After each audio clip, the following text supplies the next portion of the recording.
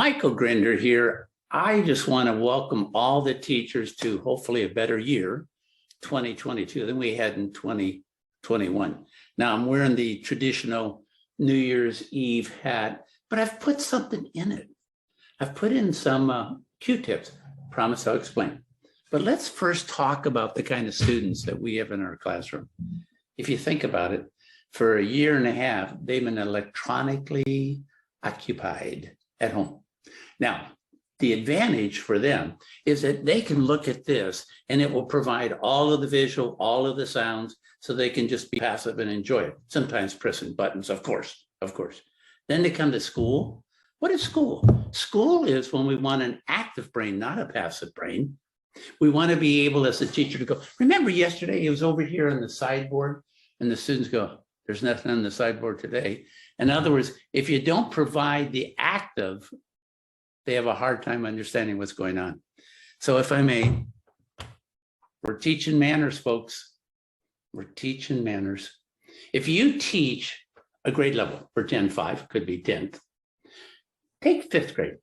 If you want to understand the students in front of you, take away 2 fingers representing almost the 2 years that they weren't in school. You really are working with emotional maturity of a 3rd grader. 10th grade, emotional maturity of an 8th grader. So if I may, don't change your standards, but make sure you're patient getting there. Now, why did we start off with this hat being these little white things on there? Actually, what they are, and this is from a good friend of mine, Robin Rose, she says, use Q-tips to remind yourself of a difficult day. In the case of education, a difficult year. What is a Q-tip?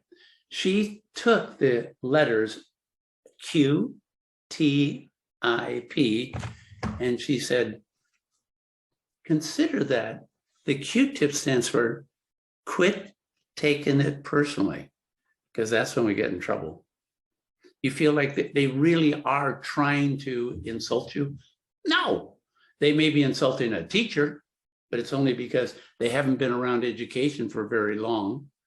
Year and a half, for some kids, lifespan is really, really big. But Robin did something really clever. She said, not only do you do this way, but you can turn it over and look at the other end too. And it's another Q-tip. And what it says is, quietly take it professionally.